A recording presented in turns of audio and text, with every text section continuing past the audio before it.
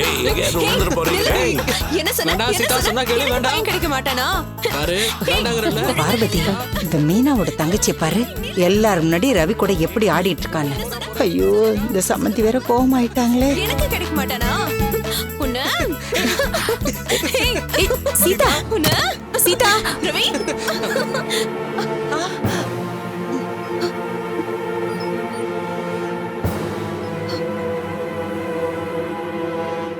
ரவி, என்ன பண்ணிட்டு இருக்க? ஐயோ, ஸ்ருதி கோவமாயிட்டா. பெரிய சண்டை வரும் போல இருக்கே. பின்ன புருஷன் வேற ஒரு பொண்ணு கூட விளையாடினா கோவம் வராதா? ஸ்ருதி நல்லா திட்ட போறா. என்ன சம்பந்தி இது? ஸ்ருதி வேற ரொம்ப கோவப்படுவாளே. இல்ல ஸ்ருதி, அவதான் அடிக்க வந்தா. எனக்கு கல்யாணம் ஆனா அந்த பையன் ஓடிடுவான்னு ரவி சொன்னா. அதான். அதுக்குன்னு இப்படிதான் அடிப்பியா?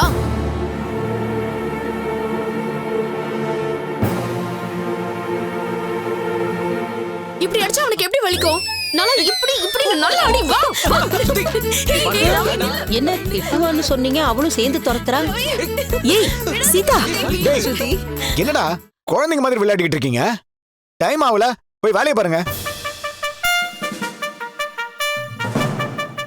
என்ன இவரு மிலிட்டரி ஆபீசர் மாதிரி மிரட்டுறாரு? டேய் போடா. Yes sir. சார் டேய், டேய், ரவி நில்லுடா. ஸ்ருதி உன்னை பிடிங்க ஸ்ருதி. என்ன மீனா, உன் ஹஸ்பண்ட காணோம்? எங்க போயிட்டாரு? இல்ல, அவர் சவாரிக்கு போயிருக்காரு. இன்னைக்குமா? வேலையை முடிச்சிட்டு வந்துருவாரு. இப்படி ஒரு நாள் கூட நிக்காம வேலை பார்த்துமா முத்து உனக்கு ஒரு தங்க நகை கூட வாங்கி கொடுக்கல? ஏன் அப்படி கேக்குறீங்க? இல்ல, கவரிங் நகை போட்டிருக்கே, அதான் கேட்டேன்.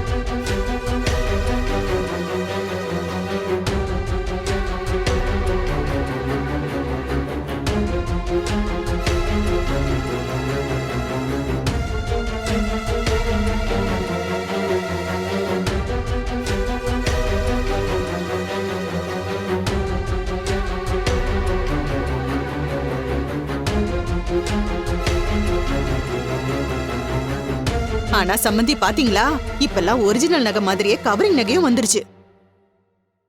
என்ன சம்மந்தி இப்படி சொல்றீங்க? இவ்ளோ கவரிங் நகை மீனா போட்டிருக்கா.